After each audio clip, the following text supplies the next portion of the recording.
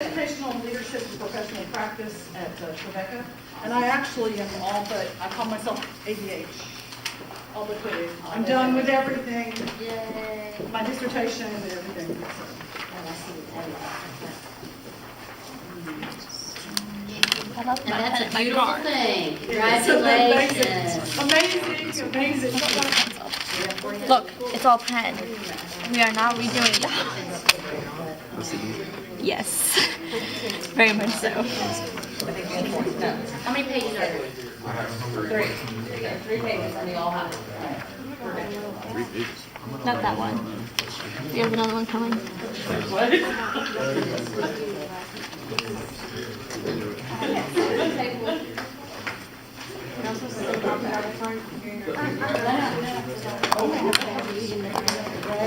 Like a small library.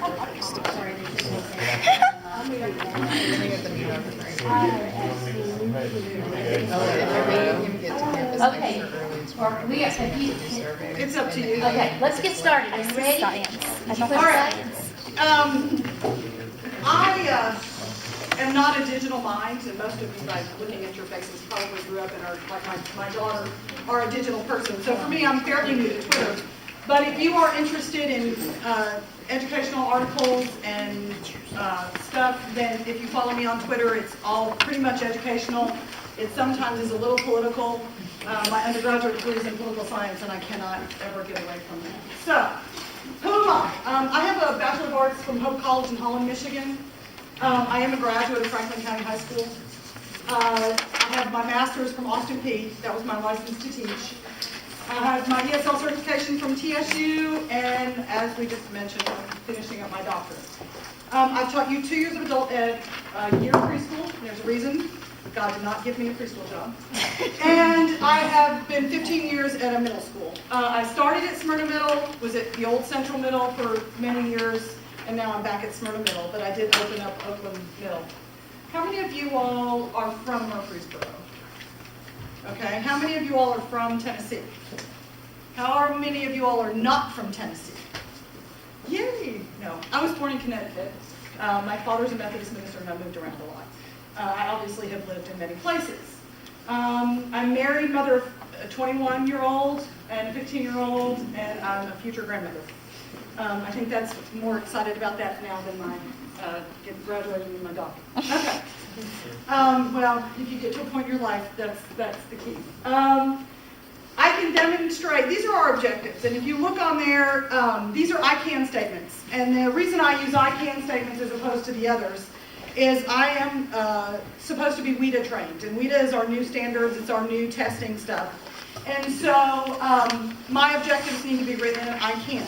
So I can's not for me, it's for my students, and you all are my students. Okay, and one of the most important things you can state in any lesson, whether you're teaching English learners or others, is you have to tell them what they need to know. I'm assuming you guys are going to student teach next semester, is that correct? All right.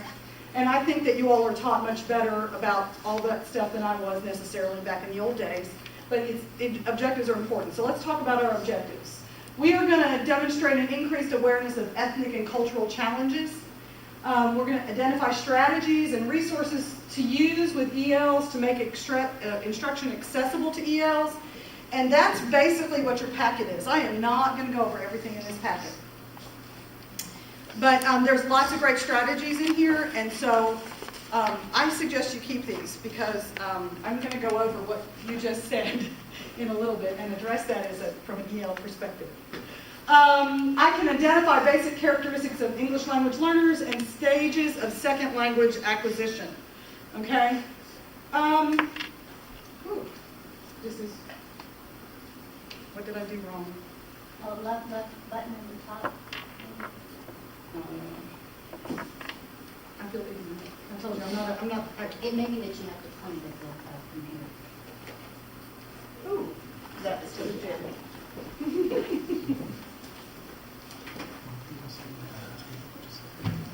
Yep.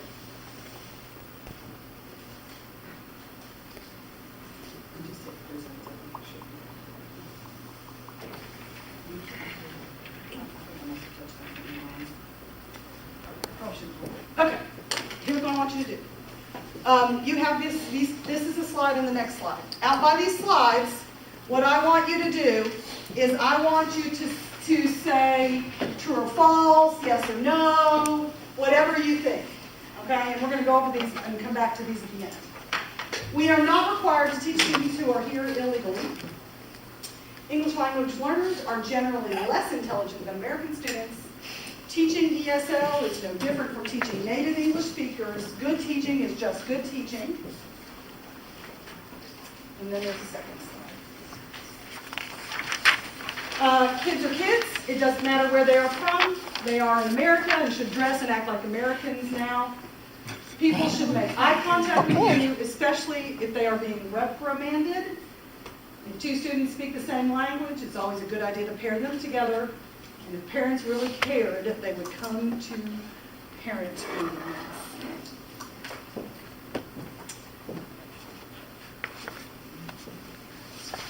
This one's probably true. Yeah. Not necessarily, but Yes. there is some truth to this. There is, yeah. Sure, I don't care.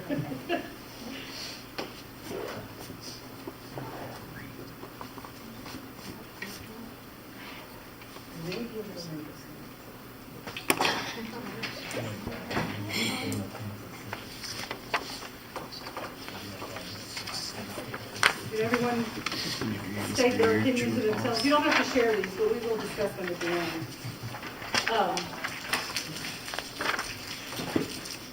All right, on to the nitty-gritty. I love acronyms. Acronyms are my favorite things to deal with because in ESL/ELL/EL/LEP, we have all sorts of them. First of all, let me tell you what an English learner or an English language learner is. It's any student that qualifies for ESL after they have indicated on their home language survey that English is not their first language and have tested and qualified for ESL services, i.e. they're not proficient at grade level. All right, and grade level, by that it's really a band. Bands are kindergarten is its own, 1 and 2, 3 and 5, 6 and 8, 9 and 12. So there's a certain level of proficiency that we expect them to have at that band level in order for them to not be considered an English language learner. What does all this stuff mean? Who knows what bilingual means? Yes. More than one language? How does that play out in education? That, like, not that they speak one language, but that they are instructed in 2 different languages. And bilingual is illegal in the state of Tennessee. We are an English-only state. So we have an ESL program. And ESL stands for English as a Second Language.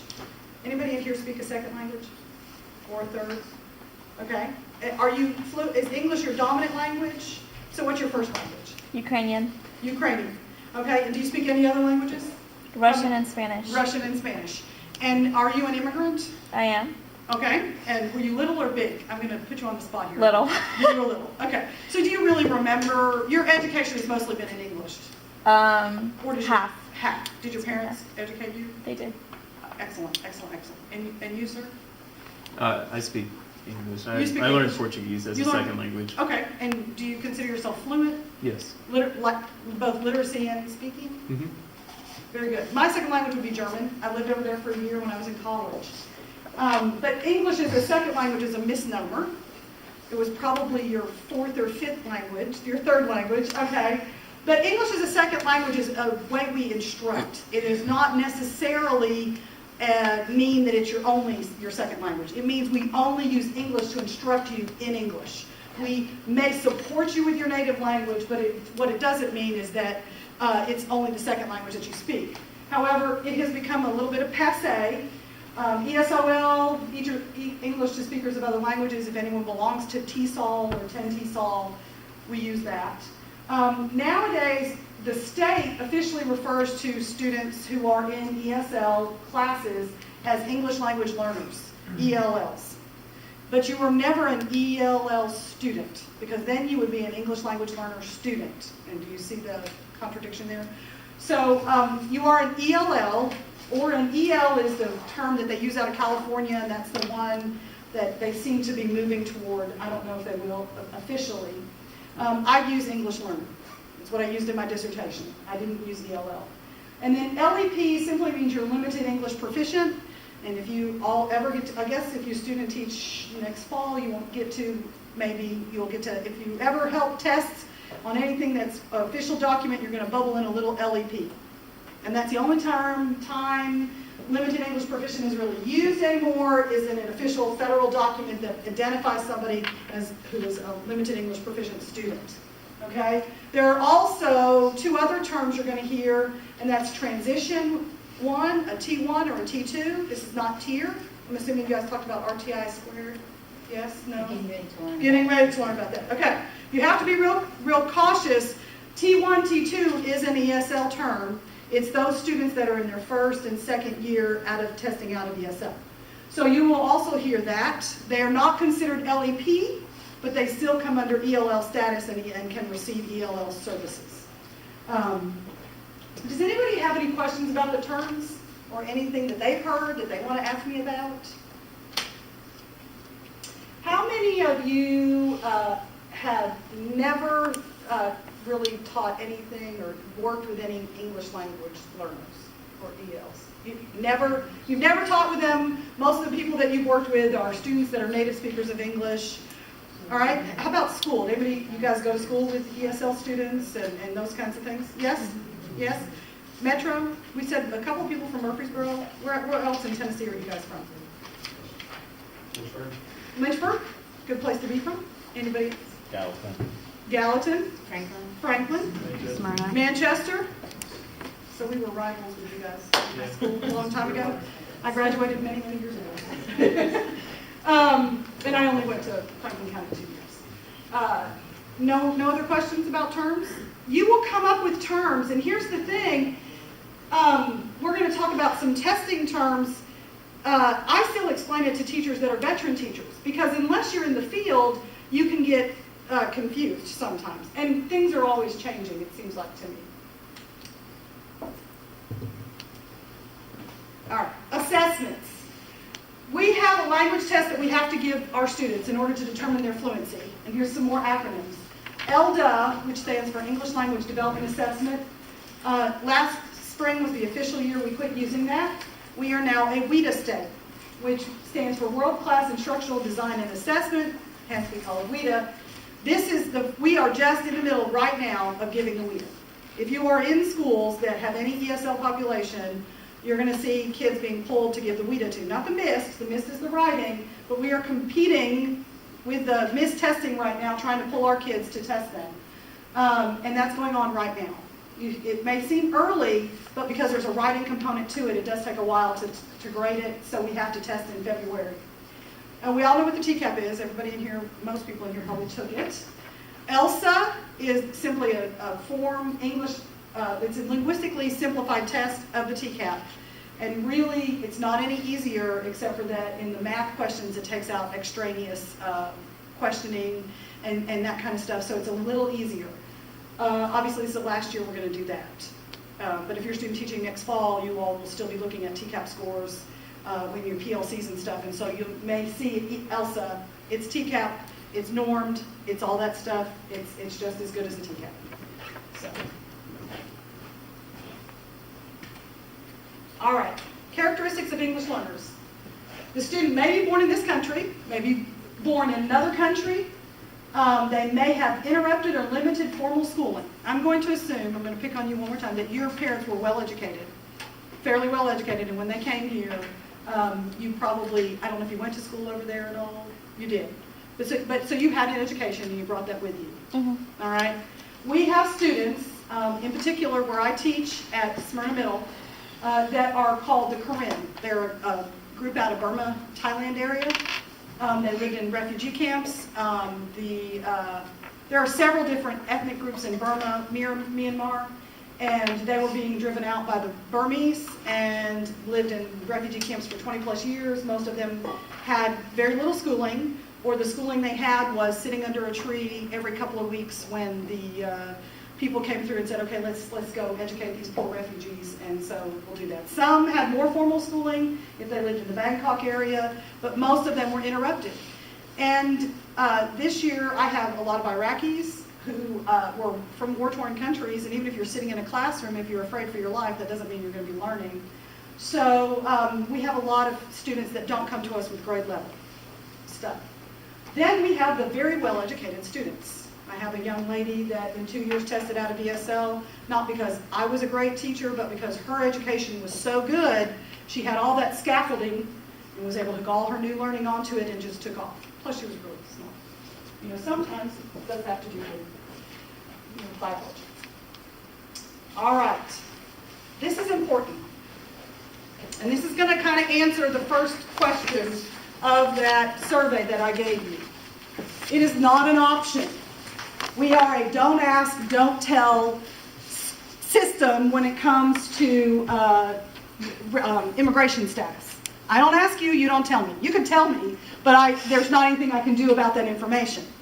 Lowe v. Nichols in 1974 made it where if you were someone who was not a native English speaker, you had to be given classes. It comes out of San Francisco, California by the Chinese.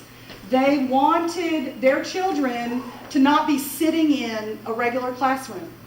Imagine if you were trying to go to college in all Spanish. Anybody here take 2 years of high school Spanish, 2 years of high school French, something like that, and went to college and that was the only language you were allowed to be instructed in, period. You got no help. It's called a sink or swim method. It's illegal. You're not going to be successful because you need more than just listening to the language. Okay? Castaneda versus Pickford. It extended the Lowe decision and said you had to come up with a program. Not only could you say you were giving them help, okay, I'm going to tutor you today, and once a month, and that's my help. That's not help, okay? They had to come up with an LIEP, which is a program of study for your ELs. Okay, you had to do it. If you go on the Tennessee State Department website, you're going to find our LIEP. And that just tells us what we do for English learners in our state. They wanted it to be where they made it bilingualism mandatory in all states. They said, no, we're not going to do that. We're not going to make you teach in another language if you don't want to, but you have to have a program of study. And then Pyler versus Doe stated that you're guaranteed a free public education, regardless of anything, which is one of the things that also helps our ATLAS students. If you all know what an ATLAS student is, it's a homeless student who may not have the proper paperwork to go to school, but let's face it, what's better, them sitting on the street waiting for their parents to get paperwork they'll never get, or them being in a school setting? You know, the only thing that will keep you out of school. Does anybody want to know what's going to keep you out of school? Health, Immunizations, that's right. And that's been a big deal, and what happened in Disneyland and everything else, we can see why that's important. Even our ELs have to go get a certain series of shots and at least be current in their shots and have to keep up with their shots before they can register. It's just the way it is. And that's because I don't know. My MMR may be out of date, and if you came to school with mumps or something, then I might get sick. There are 4 domains of language. Remember I said on the language test you had to have fluency in listening, speaking, reading, and writing. Anybody want to guess which ones are the easiest ones to master first? Say it again. listening and reading. Not listening and reading. Listening and speaking. Listening and speaking. Okay? Listening and speaking are what a lot of kids, they learn that very well. I don't know, how many of you guys are elementary? All secondary and then some. All secondary. Ooh, There's my some kids. K-12 specialists. Specialists. And are they special? Would you be special ed, K-12 specialists? Is that what they would be? No? Art. Art? Art. So you'll get everybody. Yeah. Woo-hoo. Music. Music? PE. Who's music? I think our music for Thursday. Okay. PE. PE? You'll get everybody. PE's easier though, I have to say, because it's very physical and stuff. And the rest of you all are secondary with a special content area? Oh, you guys will get them too. We have English majors? Social studies, history? Lots of, okay. What, science? Math? All right.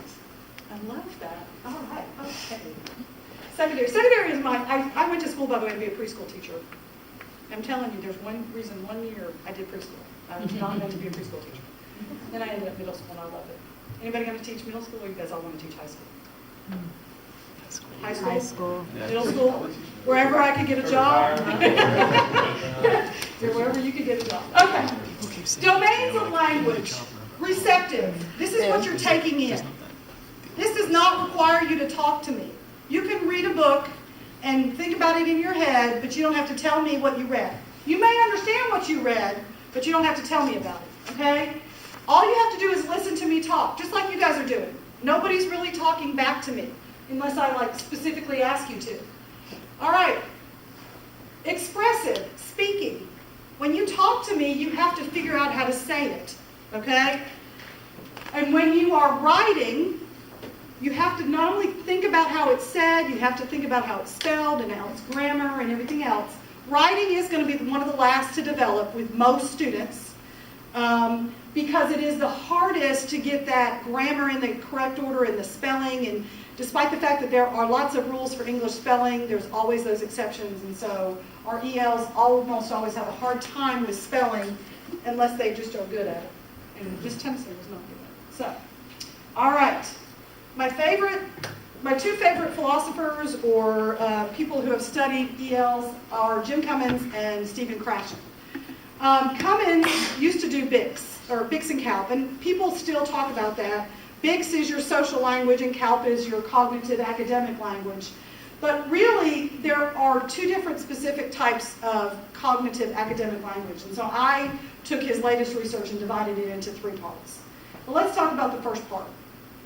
If you meet somebody who's in high school or middle school and who was born in this country and they speak just like you and me, they don't have an accent, they don't have anything, but they're still an ESL. You might go, well, gosh, he can talk to me, have a conversation with me. He, is a great leader. He leads the kids around the school. Why is he still an ESL?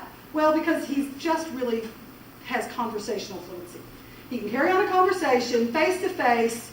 This is something that children naturally acquire in elementary school most of the time. Not all the time, but I personally don't spend a lot of time teaching money. My students figure out money very quickly. Okay, I don't do specific lessons on money because that's something that's so necessary in our society, they figure that out very quickly.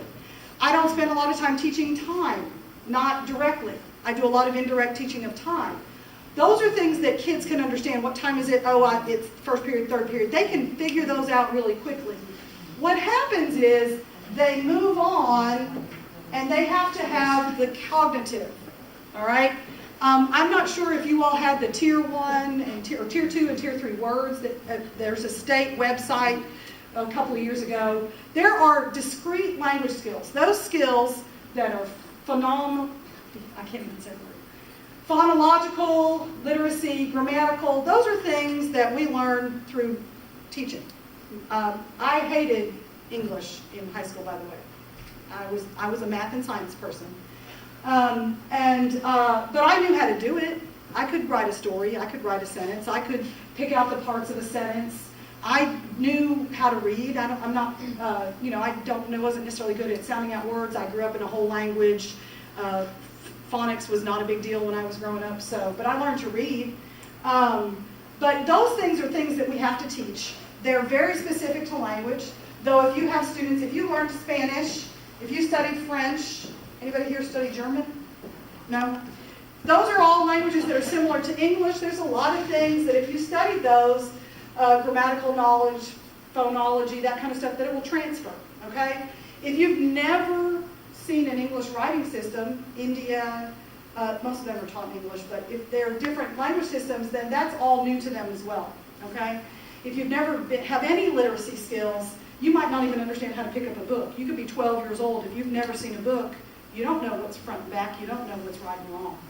Those are literacy skills that are general. If you pick up a science book, it's the same. If you pick up a math book, it's still the same front of the book, okay? Those are the things that once you learn them, it can be transferred to other subjects.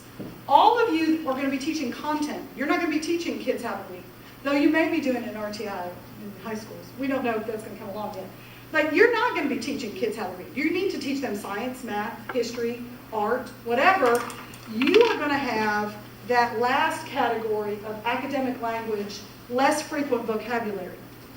One of the hardest things that we have in math is not that the kids can't compute, but that they can't read the word problems. And if you guys are math teachers, you know that math has really become almost a language test, not necessarily just a math test. My dissertation is on how teachers feel about English learners in their classrooms, and that was one of the objections of the math teachers. One of our math teachers that I interviewed was from New York, and in New York they do bilingual. So if you come here and you're a freshman in high school and you don't speak any English, you can take that math test in Spanish because that's what your dominant language is, and you can prove you know the math skills. But here, it's all in English. You know, you could have been here 2 years, speak English well, have to sit down as an 8th grader, take that math language test. There's so much language you get overwhelmed. Okay, we can read the test to them in math, but that doesn't necessarily help either. Then there's all those science works that are specific to whatever science subject you're teaching. My niece teaches biology in Clarksville, and she emailed me one day a couple of years ago and said, Aunt Chris, or Aunt Chrissy, you know, I've got this kid, she doesn't speak any English, or her English is limited, what do I do? And I said, well, first thing is you've got to make sure she understands the vocabulary you're using. And that's not just all the science, math stuff, vocabulary, that's also the words analyze, that kind of stuff. Those words that I don't walk up to you and say, let's analyze this movie. You know, we don't do that. We don't do that as a social setting, okay? We go to the movie and say, hey, did you like that movie? Yeah, I like that movie. I didn't like that movie. Whatever. So those are words that you have to make sure they understand. You can't assume. Never assume anything. All right. Comprehension. Comprehensible input. Vygotsky. Please tell me you learned about Vygotsky. Yes. Yes. Okay. Vygotsky, zone of proximal development. Well, Craction basically has the same theory. Talks about it in the I+1. Okay? Input where you are independently plus 1. All right? You teach at a level that's one above where the student can learn independently. When students are instructed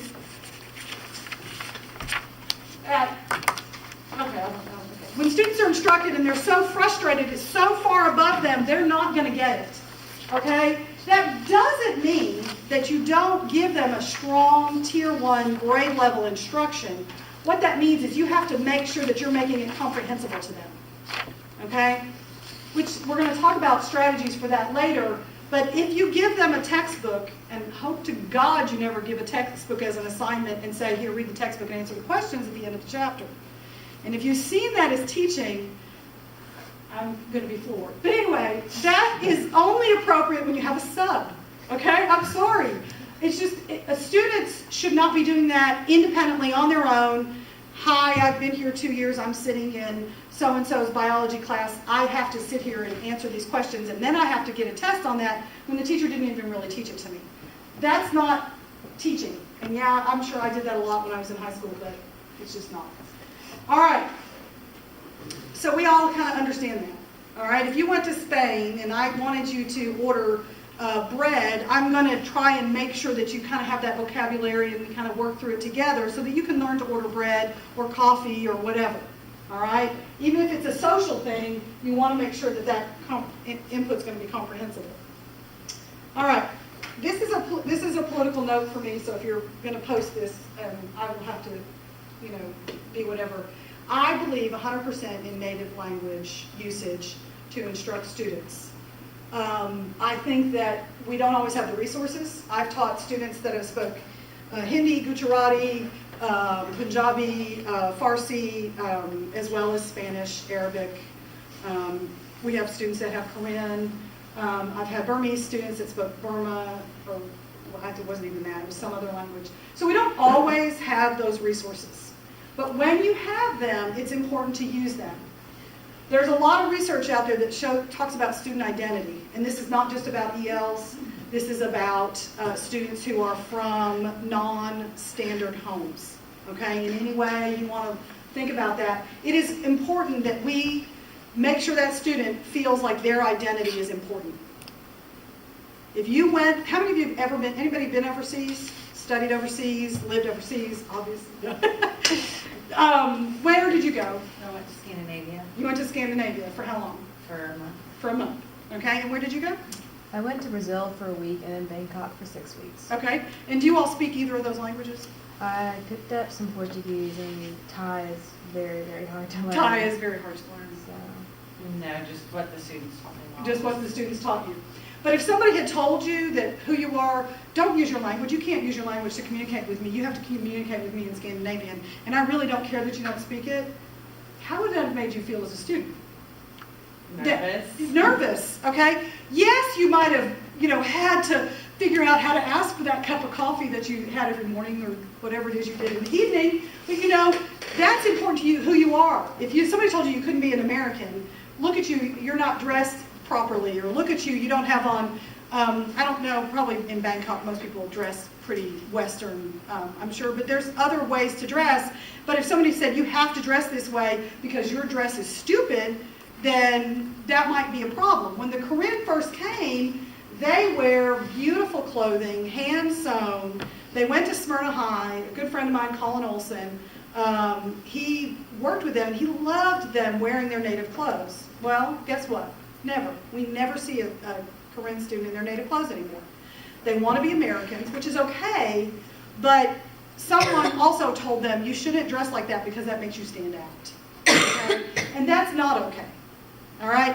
So native language, culture plays a huge part in their identity, and we don't want to strip that down and make them lose that. We want them to hold on to that because, like, your parents taught you your native language because they wanted you to still identify with being who you were. They didn't want you to forget that. And then scaffolding.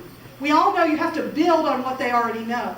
If they speak Spanish fluently and they're in your freshman algebra class and they have all that knowledge already in Spanish, you're going to want to find as much Spanish materials as you can to support that so that you can hook all that learning onto what they already know and then help them learn the new vocabulary in English. You have to be careful your cultural bias, your political bias does not come out in your teaching. This is true for religion, especially, as well as language.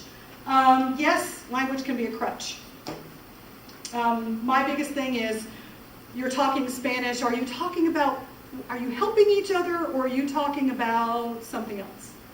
And so we have to be really careful to be able to monitor that native language use.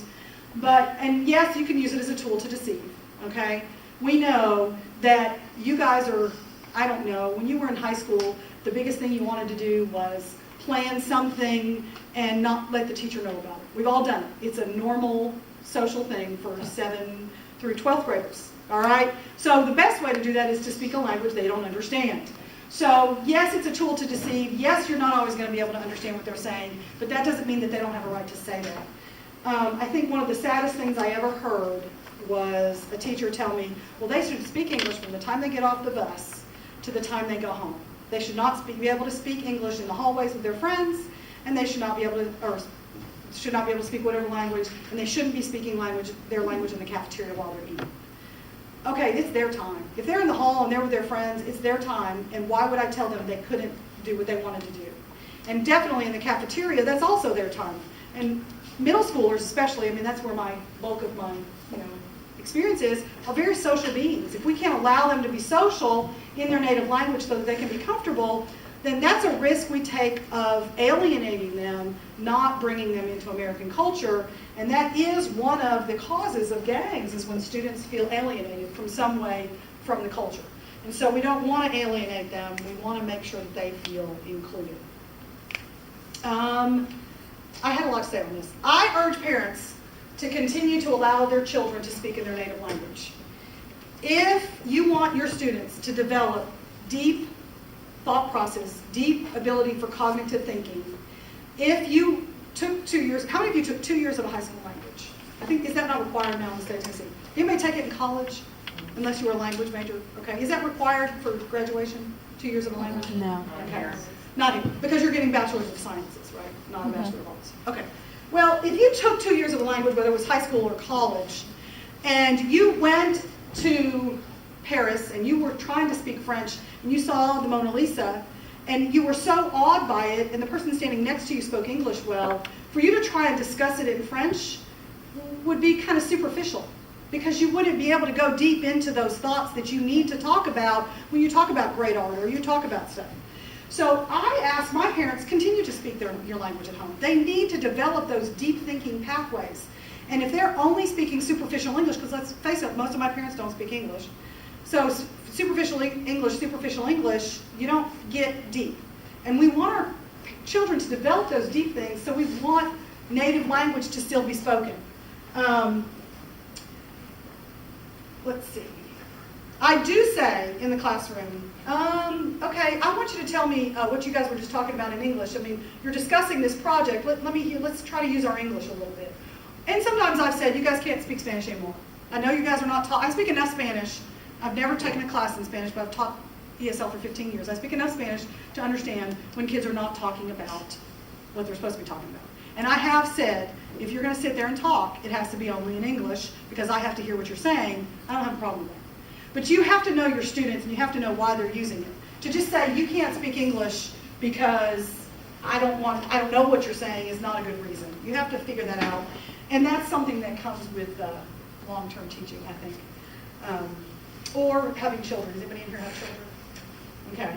If you have children, I know, you don't have to have children to be a good teacher, but if you have children, it allows you to understand sometimes the subtleties that children can try to pull over on you. Or if you draw back to your own experiences in middle school, when you were trying to pull things over on teachers and things like that. Or your parents. I'm sure you guys were all of the utmost well-behaved children and never got into trouble. All right, I want everybody to look at this. We're going to talk about the stages of language acquisition, and it is on your handout.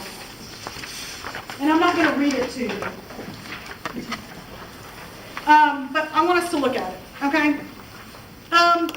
There's early pre-production, early production, okay? Pre-production is those kids that you get that are fresh off the boat, is the old, isn't that the new TV show on Newsfeed? Anyway, when you come and you speak no English, you're going to be sitting there listening to everything, taking it all in. And that's when the kids are going to learn who you really are as a person. They're going to watch you and see, how do you treat this student over here? That's those lessons become very innate in kids. Okay, Miss Tennyson, she never has anything to do with us when we first get in the classroom, and we can just do whatever we want to, and she gets upset, but there's never anything to do when we first come in, so I know that I don't have to do anything, okay? Or Miss Tennyson, her rules are the kids always come in, they sit down. I know this because all the other kids are doing this. They're sitting, even if she has nothing up on the board, I know that I better be in my seat and ready to learn because all the other kids are. All right? Those are the things that kids are going to learn in pre-production. All right? They're not going to necessarily learn how to ask you questions. They're not going to learn, but they're going to learn by watching. Early production is when they start doing those yes or no questions, 1 or 2 word responses. But this is not a question. Do you understand? Yes, Ms. Tennyson. No, you have no clue. All right? Do you understand it's not a question? Or can you tell your parents that tonight? Yes. No. Don't ever say that. No, don't ever say that, but be careful when you use that. In early production, they may be able to write a few words. They may be able to speak a few words. They actually may be able to call read. I have a young girl that came. She's Korean. Her mother was a Korean teacher over there. She was fluent in Korean, had taken classes in English. She could read at probably a 3rd grade level. She couldn't talk to me. She couldn't write. And she had absolutely, under no circumstances, any clue what she was reading. Okay? You're going to have call readers. They can call, and a call reader, I guess you guys are secondary. A call reader is somebody who knows all the phonemic sounds. They know how to read that stuff, but they have no idea what the words are that they're reading. Okay? That's an interesting way to learn too. Then you have speech emergence, which is what it says it is. They start to talk to you, they start to write, they start to ask questions. Okay? You have intermediate fluency. In intermediate fluency, they're going to come into your content area class. They're going to be able to sit down, they're going to be able to take notes. They are going to be able to function with help in most of your class activities. And when it comes to tests, they're still going to really struggle because testing is a very independent activity. Okay? Everything you do in your classroom, very few activities that you do are going to be solely independent, where they get no help. But testing is an independent activity. We want to know what they know by themselves. So students in intermediate fluency are going to be able to participate in your classroom without a translator, without a buddy necessarily, with a little bit of help from you, but testing is still going to be an issue. All right? And then obviously advanced fluency, they should be on their own. Maybe like any other student you have in your classroom with a little bit of explanation, because every student is acquiring new vocabulary at all times. No matter how smart you are, none of us know every word there is in the English language. So we are all acquiring new language. And an advanced student will be like any other student, comes into your classroom with good, strong academic skills. Okay? Intermediate fluency is going to be most of your at-risk kids, whether they're ELs or not. They can do it with support, they can do it with help, but when it comes to testing time, they're going to struggle because it is such an independent activity. When you work with these kids and they have these different levels, every child is not going to have the same level at the same time. I studied German for 2 years in college and went to live in Germany my junior year in college. I thought I knew nothing. I thought I was here, okay? When I got over there, I felt like I was all the way back at pre-production. That's probably early production. Because I didn't know, it was a whole new situation for me. So it took me a while to get back up to really understanding intermediate fluency. And to be honest, I never think I was advanced in German, not at a collegiate level. But kids will come to you, you'll have two kids that will come at the same time with basically the same education level, but he has a learning style where he's a social learner, and he has a learning style where he has to be a perfectionist before he says anything. So the social learner is going to go through those first 3 stages very quickly and learn academic English maybe slower, but they're going to be talking to you very quickly and do all that sort of stuff. But that perfectionist sitting right there in that classroom, and I'm sure none of you in here are perfectionists, don't want to say anything until they know it's going to be perfect. And they may have it up here, and they actually may have it here, but they aren't necessarily going to be talking to you. And then there are shy people in every culture. I have a little girl who's in my 6th grade class, and she raised her hand the other day, and I think she's been here 7 months, and answered a question, and it blew me away. I didn't realize she knew that much because she never talks. And she doesn't, it's not that I don't talk to her and get her to nod her head, and we're not in that early production phase, but she is so afraid to be wrong. All right? That's your job. Your job is to create a classroom culture where these students can be not wrong. Okay?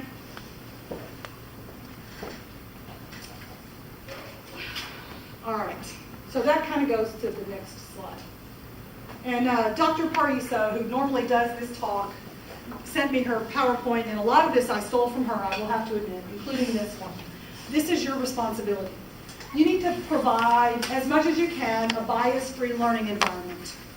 You need to create a learning environment that doesn't always cater to the athletes, or the cheerleaders, or the art kids, but you understand what I'm saying. You need to create an environment where everyone is, to the best of your ability, created equal. We always have our favorites. You can't say, I'm never going to have my favorite as a student, because that's not true. Because there's students that you trust. Young man back there in purple may be my favorite student because I know if I send him on an errand, he's going to go do it and come right back, and he's not going to goof off on the way around. Okay? I may really like the young lady sitting next to him because she's fun, but I don't trust her to leave my classroom. Okay? I don't know who you are, so. But you know, that shouldn't, if you're creating a bias-free learning environment, you shouldn't have only those students, you know? You can learn to trust more than one student.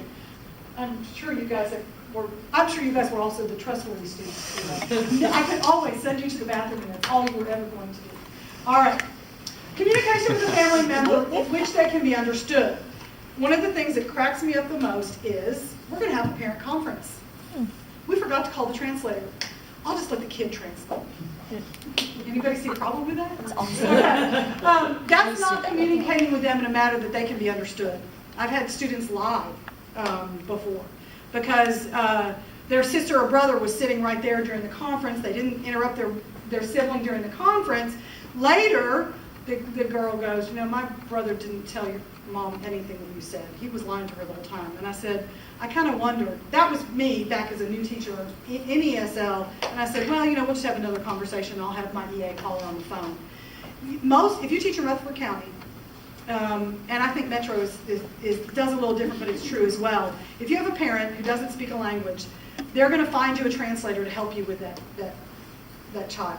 If you're at a school that has a large ESL population, the person in contact is going to be the ESL teacher at that school or the head of the ESL department at your school, and they're going to help you. You can always try and call. Don't think that even if they only speak a little English that you can't call that parent, because that parent's going to appreciate the fact that you tried. But if it's like the parent that I called the other day, she just passed it on to her son because she had no clue what I was saying to her on the phone. She was Portuguese. We didn't have anybody to speak Portuguese to her. You need to differentiate your classroom instruction to meet the needs of your English language learners. This is a hard thing when you're being told you have to teach this and teach this and teach this. This is all going to be on the end of the EOC. Wait, if I differentiate, that means I have to make so many different lesson plans. I student taught first grade. I had 11 different preps. So if you're in high school and you have 2 or 3, I'm not the person to complain to. But it may mean that you have a little bit different prep. But your differentiation can be the same for each classroom. If you teach biology, chemistry, I don't know, all the sciences that someone might teach, you might not always have biology all day long, okay? You may have an advanced biology class or whatever. Your differentiation strategies don't always have to be, that lesson specific, but you need to have a list of differentiation strategies that you're going to use with any student that is struggling, including your English learners. And then provide appropriate instructional and testing accommodations. What does that mean? That means if you're an English language learner and it is not an English class, you can have a test read to you. Okay? That doesn't mean they want you to sit there and read every question, but what that might mean is the young lady in green raises her hand every time she wants me to read a little portion of the text. I know I don't know y'all's names, so you have to be colors. But I don't read it out loud to her. Everybody in my class knows she's an English learner. Everybody respects the fact that she needs a little bit of extra help. Okay? So they don't mind. If you treat your students with respect and they know that I'm struggling, English is my native language, if I have a question, you'll help me, then they're going to respect the fact that she may need a little bit more help, okay?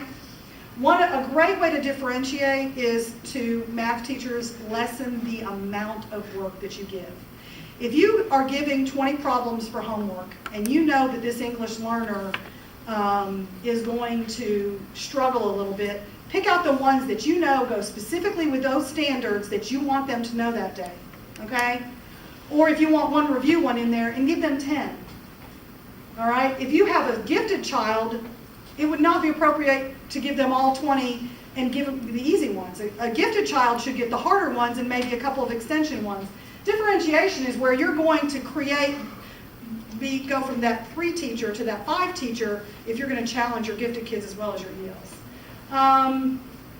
Instructional could be, I'm giving a class lecture, you guys are all falling asleep and you're bored on me.